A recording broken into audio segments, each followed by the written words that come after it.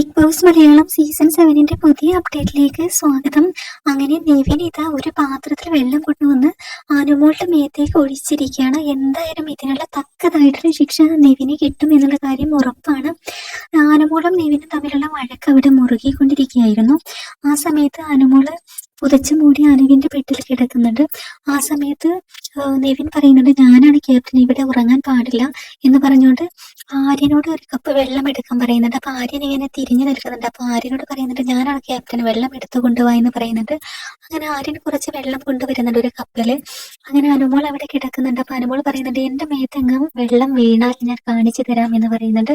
അങ്ങനെ നിവിൻ അനുവിന്റെ മേത്തേക്ക് വെള്ളം തളിക്കുന്നു. അനു എണീച്ച് നിൽക്കുന്നു.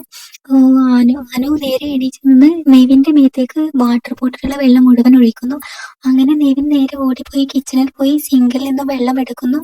ഒരു കപ്പ് വെള്ളം എടുത്ത് അനുവിന്റെ ബെഡിലേക്ക് തൂത്തെറിയുന്നുണ്ട്. ആകെ സീനായിരിക്കുകയാണ്.